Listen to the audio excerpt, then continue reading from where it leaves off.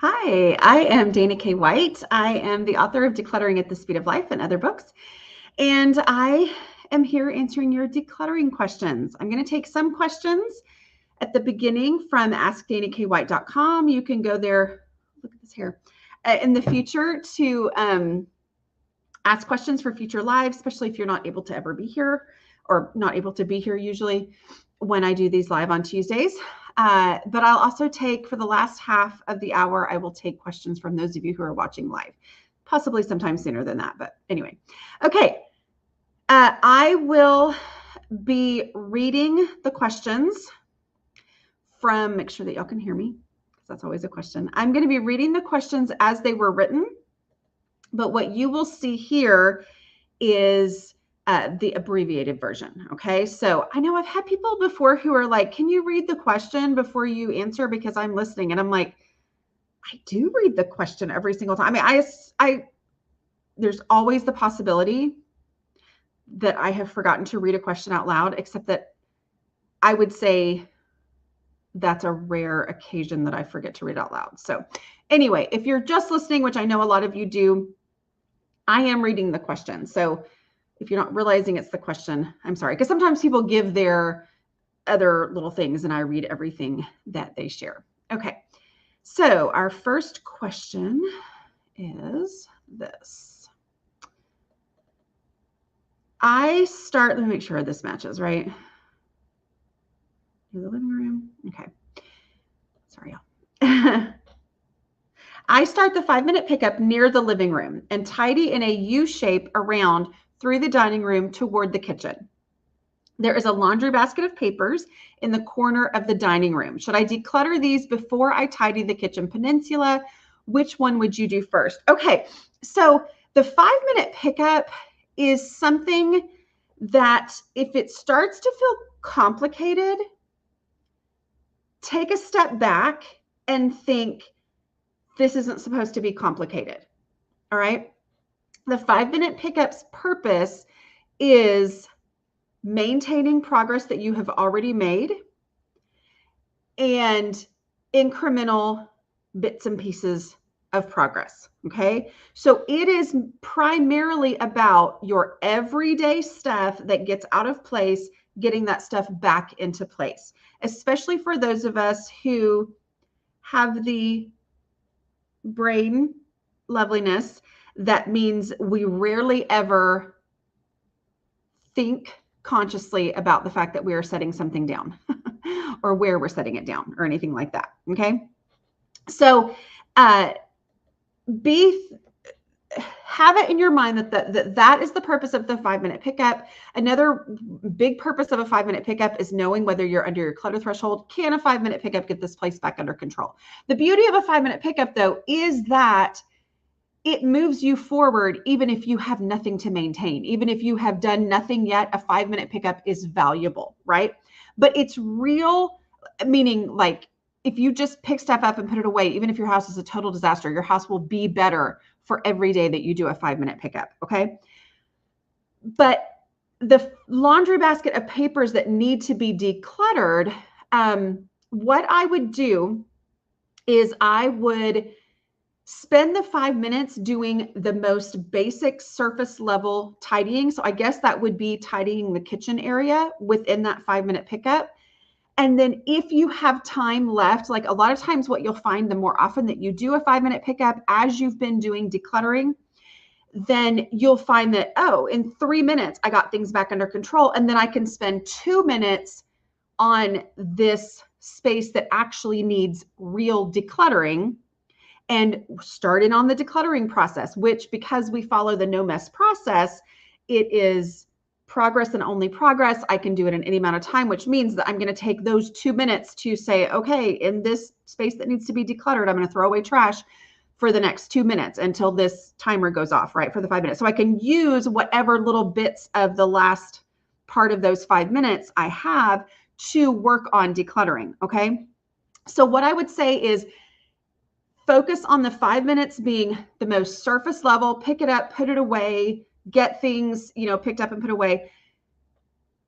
And so, and then use the time that you have left to actually do decluttering, and to realize that the decluttering of the laundry basket of paper could be something that you then do at another time where you're like, well, my house is, I've got a little bit of time. Okay, I'm going to tackle this thing. Because the more that you tackle that paper, the more impact the 5 minutes is going to have in the 5-minute pickups. Okay, is that what I'm making sense? So here's what I'm saying. There's 5-minute pickups and there's decluttering. They're not the same thing, except that in the midst of a 5-minute pickup, once you get the basics picked up and put away, you can spend the last part of that doing some decluttering, because we use the no mess process, and because that means I can make progress in any amount of time that I have. Does that make sense? Okay. And also remember that, yes, the 5-minute pickup is to maintain decluttering progress, but also it's worth it even if you haven't done any decluttering yet. It's always worth it to do that. But just kind of keep those as separate things. Okay. So it's not a stop and do this instead of that. Do the general picking up during the 5 minutes, and then with any time that you have left, then get into those deeper actual decluttering projects. I hope that made sense. Okay. I'm always going to check to make sure y'all can hear me. Y'all can hear me, right? Nobody's saying you can't hear me, so I'm going to assume that you can. All right, next one that I have that was submitted ahead of time is, I have so many clothes of different sizes for pregnancy and postpartum. How do you declutter during a time when you need so many different sizes and styles of clothes? Okay, this is a real life actual situation that you're in. Okay, so I'm not going to give you any kind of, oh, well, just, get rid of those because the styles will be different. That may or may not be true. That you may or may not have the finances to be able to deal with that, whatever. You may not know where you are. I mean, there's a lot of us, me included, who deal with this even though we're not in the pregnancy and postpartum phase of our life, right? And so this is your reality, but we're also going to take away all the what ifs. We're not going to take them away. We're going to acknowledge that there are what ifs here, but we're going to deal with the concrete reality of the space. And this is the container concept. So the container concept is that space is finite. There's a lot of stuff I want to keep, could keep, should keep, need to keep, could have a reason for keeping, a very realistic reason for keeping. And yet I only have so much space. And if I try to keep more than I have space for, there is no hope of my house ever getting or staying under control. Okay. It is not possible for my house to be under control if I have more stuff than I have space. Right.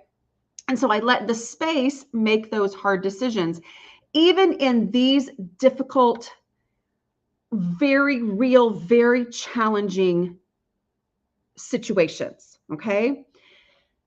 So what that means is I acknowledge, first I get rid of the trash and the easy stuff and the dud donations, the stuff I don't like and the stuff that's torn and the stuff that stains. I get all that out of there first, because it has nothing to do with anything. It's stuff that just needs to go and I need to get it out. And as I get it out, I'm starting to see what I actually have. And as I'm getting it out, my space is becoming less overwhelming. And I'm not just going in and dealing with everything at once. I've already gotten out those non-emotional, obvious things. Okay. So once those things are out, I look at this space and I say, okay, this is the actual space I have for clothing. Whatever that is for you, whether it's drawers, whether it's a closet, whether it's 2 closets, I don't know, whatever you actually have that you can devote to clothing that doesn't take up the space that you need for other things. So some of y'all are going to be like, what? People live like that? And some of y'all are like, oh yeah. If you have an entire room filled with boxes of clothes, and you don't have enough room for the baby that you have to have their actual space that they need, that's what we're talking about here. right? Like what space do you have to actually devote to clothing in your actual house that you actually live in? Is it one closet? Let's say that it's one closet and a chest of drawers, okay? That space is the space that you have. Maybe that closet includes some space over here where you could have some tubs for out, clothes that don't fit right now, but probably will fit again in the future. Maybe that's what you have. If that's what you have, then you acknowledge the realities of that and you say, I can't have this and piles of clothes over here and piles of clothes over here and, all my baby's chest of drawers that we set up and it was really cute, but now it's actually all filled with my stuff, whatever. I need to have it limited down to this space. So what you're going to do there is you're going to take out your least favorites until it fits in this space. And that will help sort out naturally and identify naturally what things can and can't stay. And it takes us out of the should and would and I wish and what if, and it says, what can and can't stay? If this is the only space that I have, I've got to have space for the things I actually wear, for the things that I actually can fit in now, and that I can walk out of this house feeling okay, because this stage that you're in right now is a really difficult stage, right? And so when you already don't feel comfortable and then you're, trying to wear things that you don't like and it could add all these different layers to this, right? So I need space for the things that actually I'm going to wear right now. They fit me, they feel good, they're what I need right now. That deserves priority space. And then if there's space left, then I can keep other things that are not necessarily things that fit right now, but realistically, I am going to, use those things again in the future. And it naturally sorts out and helps me go, okay, realistically, I've only got this much space in my closet left, or I only have this one drawer that's left after I actually have the things that I do truly wear right now that I need space for. I've only got this one drawer left. So what deserves space the most? Well, probably this item that I wore between kids 2 and 3, it deserves space more than the stuff I wore on my honeymoon. That we're not going to talk about it, but realistically, this stuff that I'm going to wear this again, where that, is, I want to keep it. I dream of keeping it. But at the same time, when the space is the space and I'm dealing with the reality of the space, it just naturally sorts out which things can go. So I'm not here to say, get rid of the things you wore on your honeymoon. I'm not going to tell you that, right? But I am going to say the space that you have is the space that you have. And accepting that helps make those decisions easier. Yeah, there you go. Okay, next. I am reading the question now. I've been using your method to declutter visible spaces, and I now see my stuff differently thanks to your 5 steps. Yay! My 11-year-old son, who typically had attachments to everything down to the trash, has decluttered his room himself just by seeing me and my 14-year-old daughter model this to him over the last 2-ish years. He now manages his room successfully. It works, people. Yay. That's her saying that, not me, right? Even though I'll say it too, it works. My question is, even though we stay on top of dishes and do a quick pickup often, I find myself stuck in maintenance mode of the everyday visible spaces and not getting to the non-visible spaces, i.e. attic, consignment clothing, which I do twice a year, projects, etc., as often as I would like. Items get taken there now on the way out the door, but then the everyday piles up again and I don't get back to that next layer. I seem to stay stuck in the visible spaces. Time goes by and things pile up again. Help, working mom of 3. Okay. this is I would say a problem that lots and lots and lots of us face, right? It's that, okay, how do I gain this traction, right? So you are going with everyday visible spaces. It says, I do a quick pickup often. The first thing I would do is do more of those quick pickups and do 5-minute pickups. 5 minutes can either seem like a very short time or it can seem like a very long time, right? And I would say I am going to really focus in on doing at least one 5-minute pickup every day. And you've mentioned in your, excitement thing that you have a daughter and a son who are both in on this process. Have them help with that as well. Like make it a whole family, everybody around thing where we do a 5-minute pickup and we get that done. 5-minute pickups done consistently have a shockingly wonderful effect on the house and keeping it under control. Okay. Use that as your way to know, okay, even with a consistent whole 5-minute pickup every day, every day, this space is consistently getting out of control. Okay. I need to have less stuff in that space. And so when you do that, it keeps things more, under control. And then you'll find that you have these pockets of time and then really dive in hard on whatever space is driving you bananas, right? Like whatever space is getting on your nerves, really work on that space in these. When you have an awkward pause, you've got 30 minutes here, you've got a weekend with, okay, I've actually got an hour and a half. I am going to dive in deep really to any space, because you said you've been working on your visible spaces. Go into those places where it's making the visible spaces harder to maintain because of these other spaces being the way they are. I hope that made sense. All right. Next one. Oh, here's another. This one doesn't have a little thing because it's just a statement, which I'm excited to read to y'all. It says, I literally did your too many pins container concept with my adult autistic son the other day, and it worked. He found he wasn't as fond of the pins in his container and said he could get rid of them and add his new favorites. You've given an overstressed mom some hope. I love hearing that. That's wonderful. Okay, and then our next question. Let's see. I'm new to your videos and blog. My daughter suggested you as a favorite. Yay for her. She is very good following you, since when I ask her, do you want this? Her answer is 99.9% of the time, no.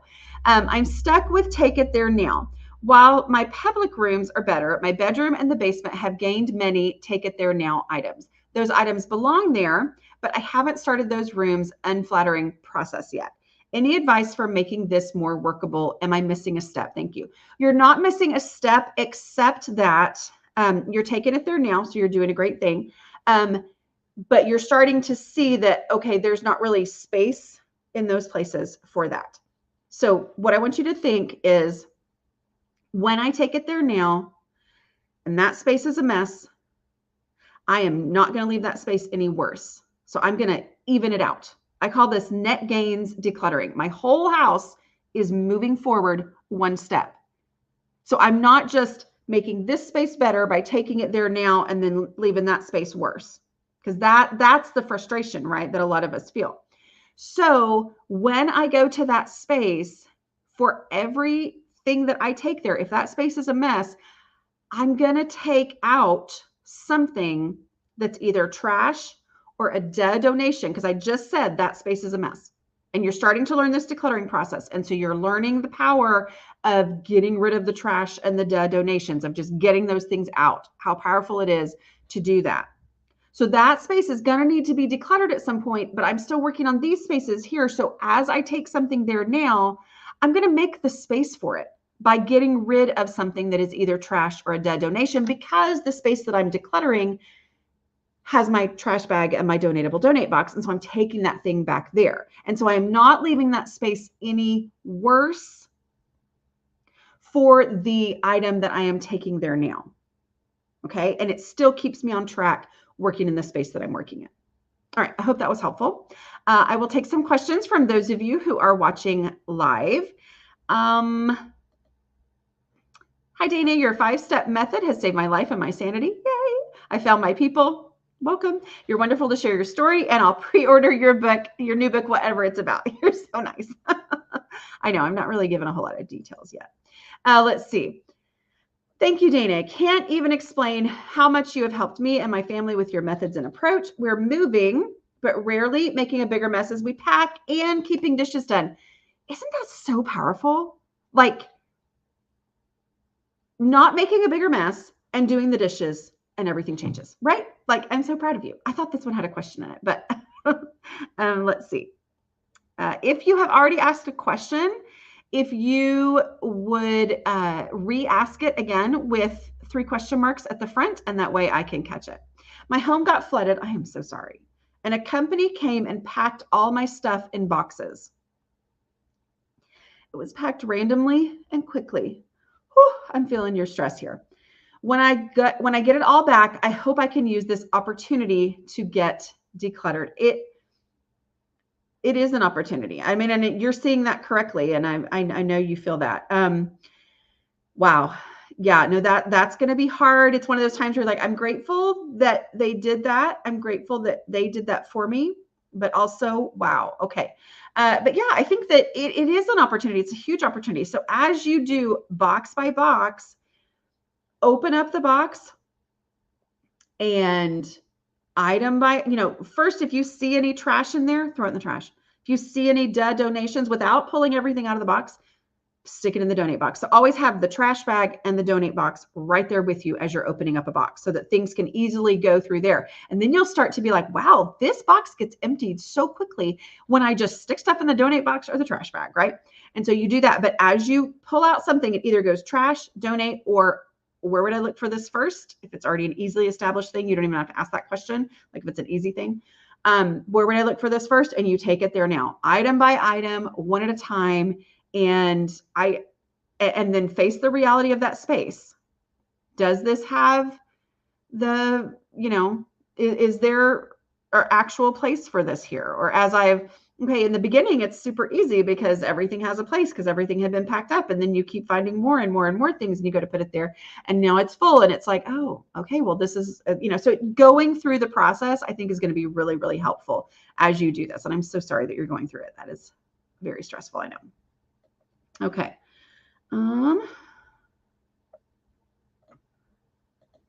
How can I overcome my fear of losing parts of myself when I discern what to get rid of? I love this question. This is very much one that I understand. So I don't talk a lot about them because they are kind of confusing to explain what they are. But I have, I'll answer your question too, but I just want to let you know that on Audible and any audiobook platform, libraries, if you like to get audiobooks from your library, I have what's called audio products. And basically they are a professionally produced similar to a podcast. Okay. So, but anyway, they are paid. The reason I hesitate to talk about them is that I know a lot of platforms use credits and they're much cheaper than a credit. They're usually $4 or $5. And so I don't want you to spend a credit on it. And it just gets so confusing anyway, but one of them is called identity clutter. So if you look up Dana K. White identity clutter, I dive so deep into what you're talking about here. Okay. So anyway, I just wanted you to know that that is out there. So just, search Dana K. White identity clutter and you'll see it, but just know that, not to use a credit to just, they're like, I don't know exactly how much they are right now. I don't have any control over that because it was my publisher, but anyway, they're usually around $4 or $5. So, but this is one of the biggest hesitations for people like me when we are decluttering, right? Like if I give up this stuff, does that mean I'm giving up on the dream that I had when I collected it? For example, crafty stuff, or even stuff that I was, collecting for someone who, my friend was, starting to do foster care. And so I started collecting great things at garage sales for babies that I was going to, be the hero and give them to them, and come in. And then it turned out that they got an older kid. And so now I had this stuff, but I thought, well, but wouldn't somebody be, so it just, all of these things are that identity, right? It's like, this is me. This stuff is me. It might be my academic stuff from studying for a degree, and this was who I was. And then if but now I'm doing something completely different. If I give up those textbooks and those papers and those things, does that mean that I am saying I'm no longer that person? All these things are wrapped up in clutter for a lot of us. This is where the container concept helps so much in this, because the container is reality. Like, it's a finite space. And the beauty of decluttering, according to the container concept, is that I can keep anything. I just can keep everything. It's the reason why I don't sit around and say, because I know how I react to it. That's why I don't say, you don't need that stuff. I don't say that kind of things to people, because I don't know what you need. I am the same. I use super weird things that other people say no one should ever have. Like, if you see those lists of like, no one should have this in their house, half of that stuff I've either had in my house or still have in my house, right? And so I'm not going to say stuff like that, because when I see that, I go, well, you don't know me. And, but the beauty of the container concept is it's you making the decisions, but it's the container being the bad guy. It's the container making the hard decisions. So if something is important to you, it deserves space. But if you have more than will fit in the space, then the house is out of control, because there's no hope of a space being under control if I have more than will fit comfortably, usably, functionally, get-to-ably in a space. And then when my house was out of control, I was not able to be the person that I wanted to be as I was collecting all of this stuff. And so it's this thing of letting go of my least favorites. They're still favorites, but my least favorites, so that I have room to truly function and thrive with my most favorites, which then means that because I have the space to function, I really, really use the most favorites. And that is more satisfying in this identity issue, to really be doing the thing that I wanted to do, than having all the stuff for all the different things I might want to do and not being able to do any of them. Okay, I know I'm rambling here. I'm just saying that this is a real issue. Let the container help you prioritize. What are the favorite things? Those go in here. And sometimes it's a grieving process. Like, it's a legitimate grieving process. I'm not going to say, oh, you'll be fine. You'll be okay. All right. But it may be a difficult thing to let go of some things. And yet, when you're able to blame the container and then let those things go and then live with it being functional, it starts to change how you think of that. And remember that if this is your concern of what's going to happen, make sure that for now, you're getting rid of trash, like actual trash to you, not trash that someone else will say is trash. And you're like, no, I could make whatever out of that. A lot of times that's an identity issue, right? But get rid of the stuff that is easy to you to get rid of. Get rid of the stuff that you can't stand. Don't start with those things that are the identity things, because so many times when we say, well, I know this is going to be hard when I get, when I deal with, the stuff from my degree that I'm not using. That's going to be so hard. I know that's part of it. And so it just can stop us from even getting started. But say, that is going to be hard. So I'm not even going to worry about that right now. I'm going to go ahead and get rid of the trash, the easy stuff, the donations, especially in my most visible areas. And as you do that, it will start to build that decluttering muscle and help you gain that momentum that will either mean that by the time you get to that stuff, after you've done a lot, your house has already changed significantly before you ever get to that stuff. By the time you get to that stuff, you're going to see space and stuff differently, and that stuff will look different to you, or you will open up the space to be able to keep these things and it be functional and usable and get toable in your space. Okay. I think that was very luxury. I'm sorry about that.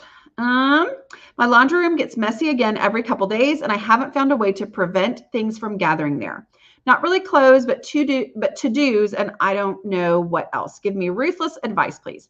Your ruthless advice is a 5-minute pickup. If it is a consistently recluttered space, consistently tackling it is going to help you. So like every day, 5 minutes in that space. Here's the thing. My recommendation after you get past, like I've got the dishes down, I've got my 5-minute pickups down, I've checked the bathrooms for clutter. Pick the space that drives you bananas, solve that problem every day for 7 days so that you start to understand, what do I need to be doing on a regular daily basis in this space to prevent this from happening? Okay. Because here's the thing, if you solve it and then you wait a couple days, it's back to being out of control. Oh, okay. Now I'm solving it again. Solve it every single day so that you're seeing what is ending up there on a 1-day time frame. And that will help you see how to actually change how this space functions and works. So solve the same problem every day for 7 days before it turns into a problem again, and you'll start to understand what to do in that space. Let's see. Please, some encouragement on how to declutter, sort through kids' toys that are sentimental due to memories. Not sure if we will be having more kids or not, don't know what to do. Help. My number one advice on this is before you get to that, give yourself permission to deal with the stuff you don't like. Okay. Again, it's kind of like the other one. So many times when we have a specific category that we know is going to be highly, highly sentimental, because there's a lot wrapped up here, right? It's like, yes, it's kids' toys. It's also, are we going to have more kids? And I mean, like that's a lot to be dealing with. Say, I'm going to go and declutter. Maybe it's something that has nothing to do with the kids' stuff, but in another space that is not emotional to you. Work in that space. Build some decluttering momentum in that space and see what happens. The other thing is, when you tackle this stuff, I don't generally use the word sort, okay? Because I think a lot of times people say, oh, decluttering and sorting, like here, there's a slash, right? Decluttering and sorting, same thing. Not at all, right? Like sorting in my mind is putting things into, their sorted categories. So I'm going to put these things together and these things together and these things together, which is how I used to think I had to declutter, which was the creating a bigger mess as I got started decluttering, right? And I don't do that. We use the no mess decluttering process. That's my process. So as we do this, instead, it's to remember, I'm looking at this overwhelming pile of stuff, and I know there are going to be things in there that are going to make my heart just feel like it's been ripped out of my chest, right? I'm not going to worry about that stuff right now. I am going to look at this stuff and I'm going to say, is there any trash? Before, I'm not going to do any sorting. I'm not going to put things in pile. I'm just going to literally say, in this big old pile of stuff, one big pile, is there any trash in here? And I start looking. Oh, there's a piece of trash. There's a piece of trash. No, there's no trash. I mean, like, how many times have I said, oh, there's no trash? There's always trash, right? But you look for trash, even if there isn't, which there is, you're still looking at individual items, and now you're starting to know what you're dealing with, and you've gotten a little bit out and you've gotten started, and you haven't sorted it into things where it all just becomes overwhelming, right? We pull out the trash. We go, is there anything in this space that it's easy? Like, I already know where it goes, where it's supposed to live in my house, and I'm going to get it out of here and take it there right now. Oh, there's my big Tupperware bowl that somehow got put with the kids' stuff. Oh, there's my very favorite pair of high heel shoes that are somehow with my kids' stuff, and so you take those things out and every time you come back, it's a little less overwhelming because it's a little smaller. The pile's a little bit smaller and you're dealing with things and you're getting it out of there before you ever get to any of those emotional decisions. Then you go with donations and you say, is there anything in here that obviously needs to go? I'm not going to look at each toy and say, does this toy have value and blah, blah. I'm just going to say, is there anything in this space that I already know we would never, you know what? This one's broken. Actually, that one's trash. Oh, this is the one that my kids can't stand and it turns into a weapon or whatever. And so we're going to, that one, I'm just going to let that go. Maybe it needs to be trash instead of whatever. But you go and you get those things out so that by the time you get to any kind of real decision, you've already gotten stuff out of there that wasn't emotional to you. Okay. And then we go with that. If I needed this item, where would I look for it first? If I needed this item for a future child, where would I look for it first? Well, I would look for it first on that shelf up there in the closet. Okay. How much space is there? And then we're going to just let that space determine how many of these items we can keep. And so it's not that you can't keep them, it's that you can't keep everything. So you don't have to say, I've got to rip the Band-Aid off. For me, I know I've told this story before, but I found out that my third child was a girl and my other two were boys. And at that point, we had learned or figured out that we were probably not going to have any more kids after her. And so I was selling on eBay at the time. And so I did a big sale thing and did all of my boys' baby clothes, every last item. And it was so painful. It was so painful. And I remember my mother-in-law was having a heart issue. And so I was going up to visit her in the hospital pretty regularly. And so I'd gone to visit her in the hospital. And so we were just making conversation. And I told her that I think my mom was there too. I think my mom had come to visit her too. And I was telling them, that's what I've been doing, that I'd put all these, and they knew I sold on eBay, that I'd put every single last stitch of baby clothes on eBay. And I was really emotional about it, because I was like, I guess I just have to do this. Like, this is it. I mean, this is it. And they both were like, you can keep a few outfits. You don't have to sell them all. And I went, really? I mean, look, this is years and years and years before I started really diving into decluttering, and years and years and years before I did any of this stuff. Well, I guess it wouldn't be years and years and years because my daughter was 3 when I started, but it was at least 3 years before, right?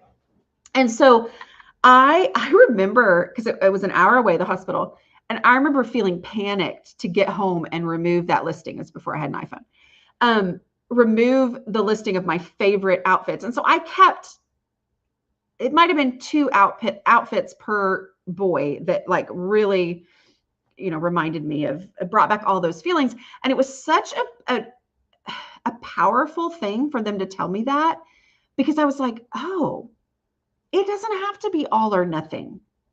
And those outfits, I still know where they are. I still run across them. They don't make any space less functional because they're tiny, right? And they're little. And so it's like, it doesn't have to be all or nothing. So the beauty of the no mess process of the 5 steps is that you remove the non-emotional things, and then it's less overwhelming by the time you get to the emotional, and then you acknowledge the reality of the space. And you may have more kids in the future. And so it's like, but when you have a limited space, you start to see, oh, yes, this is an actual favorite outfit. Oh, this is an outfit that rides up to their armpits every single time. So, you know what, actually that, and it just naturally sorts out the favorites. Plus, and then you had volume, but nothing now.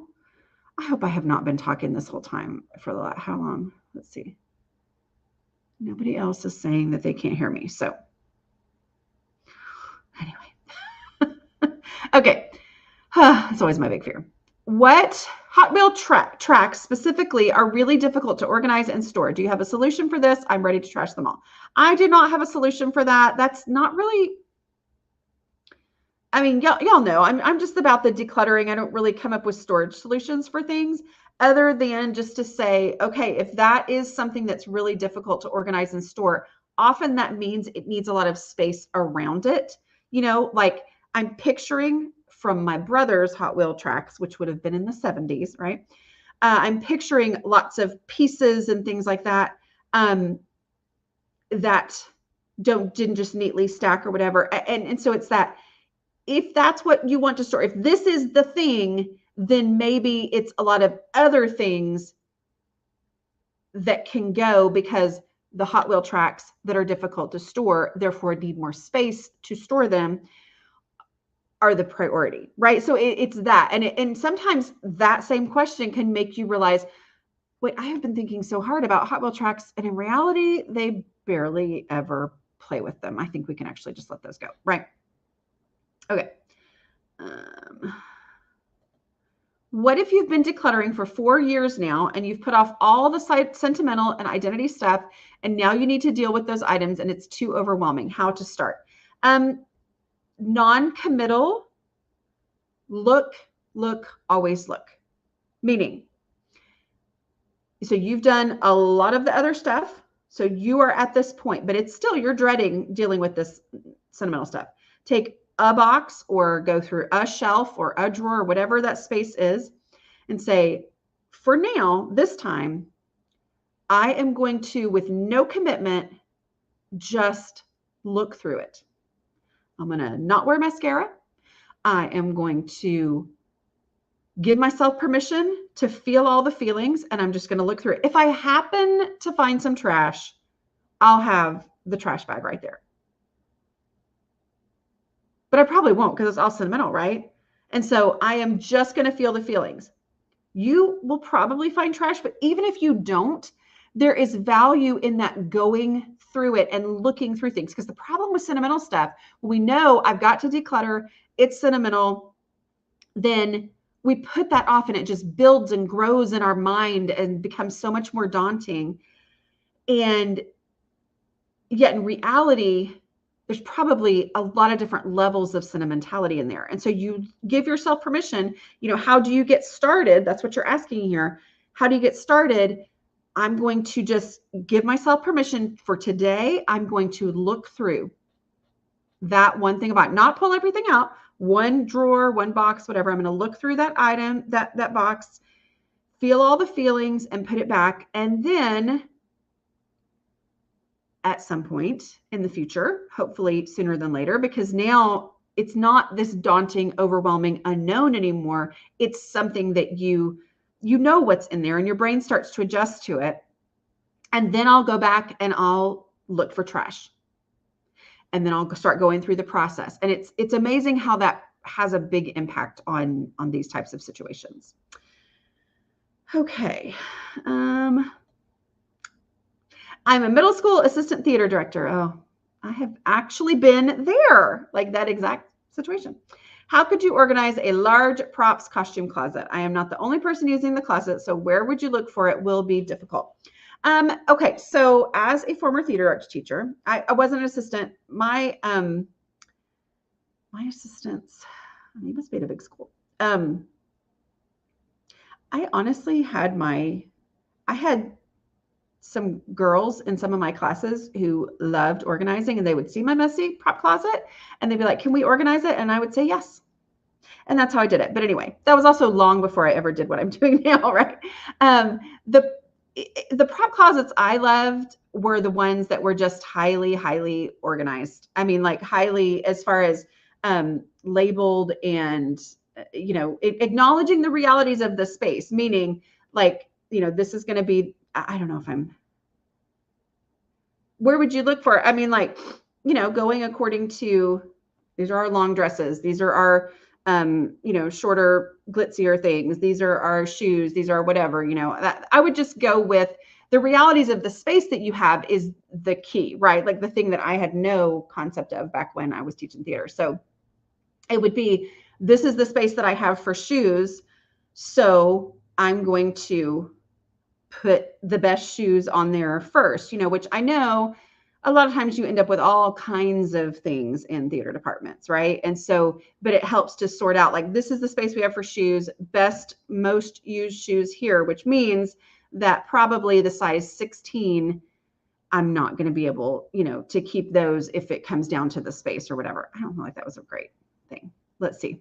Yes, I'm live now. Oh, yeah, you're going through 14 days to opening your front door to guests. Playlist, preparing for Easter guests. I'm excited for you. Me too. Let's see.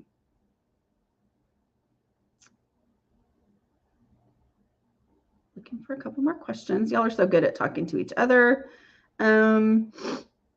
Wait, is this my same person as we were talking before about letting go of sentimental kid stuff? You said, I don't have room for a huge tub. I think we might just let them go. At the moment, the long pieces are standing up behind the bookshelf and the little pieces are in a bin.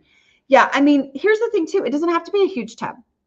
That's the beauty. If you don't have room for a huge tub, do you have room for a small tub? Do you have room for a shoebox? Whatever. If you do, that is the size of the container. And then it helps you determine, okay, this is all the space that I have for potentially having, is it a box that goes under the bed, whatever, which will then help you really identify, I can't keep most of this stuff, but those were my favorite shoes that I want to make sure I keep, baby shoes. So the size of the container, there's definitely, the size of the container is whatever the size of the container is. Let's see. Y'all are so good at talking to each other. Looking for a couple questions that I haven't answered. Is it possible to live minimally and be a prepper? I want to be both, and they often clash. So just to be clear, I am not a minimalist and I am not a prepper. Okay, so I am just kind of coming at this from the way that I view homes and stuff and clutter and decluttering and all that, right? So I think the key there is being who you are, right? Like being who you are. So you want to live minimally and you want to be a prepper. So that's where the container concept is so valuable. So you go, okay, what are the spaces I can live minimally in all of my constantly used spaces? What space do I have in my home that I can devote to things that are only for this prepper idea that you really want to pursue, right? So like maybe it's that closet. I am willing to devote that closet to being my space for that type of stuff. And then that becomes your limit for what you can do there, which then helps you identify, okay, what are the things that I want to have for that? As long as they're not, and then that keeps them contained and keeps them limited so they don't leak out or, leak is not the right word, but you know what I mean? Like sift out into making our lives more difficult to live.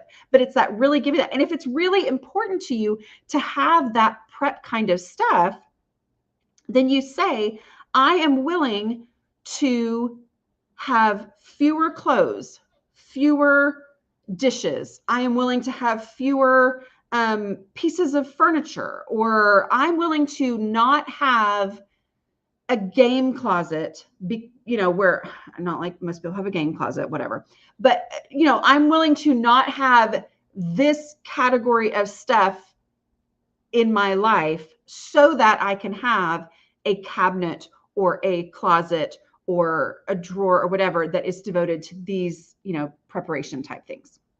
So,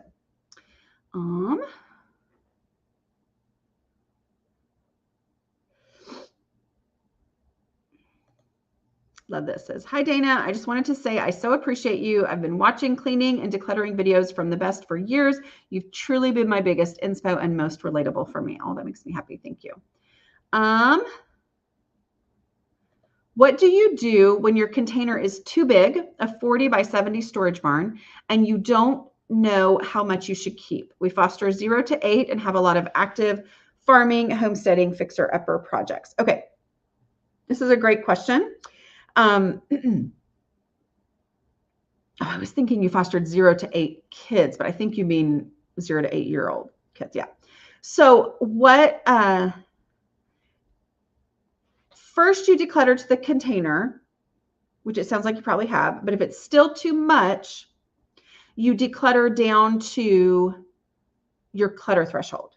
Okay. So I always say to start with the container because it's an outside of you thing and it doesn't require any kind of analysis or thinking or whatever, other than just, identifying your favorites, but to the container. But if it's still too much, you say, this is consistently getting out of control. This is over my clutter threshold. I need to have less. So I get rid of more. And then I realize, oh, okay, it is still getting out of control consistently. Okay, well, I need to have even less. So I get rid of more. So if this is, you've got this space, which that's a big, big space, right? And so it's easy to think I can just stick it out there. But if you realize, as you say, it's too big, it's too much for us, then you start to go, okay, well, what is the amount that I can keep? I can keep, one tub for newborn clothes, or I can keep, one tub for each size for kids. And, whether that's, tubs can vary from this size to this size, right? But you think along those lines, you say that, let me go with the smaller containers and be thinking about this category of items and giving it a smaller container in order for it to be manageable for me. Okay. Because the problem so many times is, well, I've got the space, so I might as well keep it. But in reality, it's hard for you to keep it under control. So really, bringing down those amounts of, or that space that you're keeping stuff in. Clutter threshold decreased about 15 years ago with a health crisis. Worked over 5 years to get rid of trash, donations, put it away now. It's contained, still too much left. How do I get rid of more when I am stalled? Kind of like what we just talked about. Like, if it's still too much, it is over your clutter threshold. And so going back into visible spaces and say, how is this space hard for me to maintain? Does this space consistently get out of control? I just need to have less. And it's going to be painful, but I just need to have less in it. Maybe it's less decor. Maybe it's less whatever, but I'm going to have less in this. Another thing too, and I know that health crisis might mean that it's difficult physically, but so many times getting rid of a big piece of furniture is so powerful. I mean, it's like so incredibly powerful to, maybe it's the asking somebody to come help, or if somebody is able to help you, like, this is the thing you could do is get this piece of furniture out of there. Because so many times the more surfaces that you have, the more places there are to pile things. And if you can get rid of the surfaces, it eliminates a lot of that. So, okay. All right. I think that is it for today. I do want to remind you, I've got another thing here. Okay. I did want to remind you that if you need someone to coach you through my decluttering process, oh, not that one. Sorry. I have decluttering coaches, right? Oh, here we go. I have decluttering coaches. They are trained and certified by me in my no mess decluttering process. They know how to work with you in a way that's respectful of your unique situation, your emotions. This whole, like, if it appeals to you when I say stuff like, you can keep anything, you just can't keep everything. It's what anyway, if that kind of stuff appeals to you, that's how they're trained to work with people. So declutteringcoaches.com, everybody there is my coach, trained by me and certified by me. So anyway, most of them, if there's not one in your area, there are, which I think we just added our first coach in Asia, in Hong Kong. I know we've got coaches in Asia, Australia, the UK, maybe Sweden. I don't know. I'd have to go look, but like, we've got international, but we've also got them all over the US too. But most of them also work virtually with people if there's not one who can help you in your area. So, and that's very valuable. Okay, I was gonna look at comments one more time. There we go. All right. What is the question? I don't know. I didn't.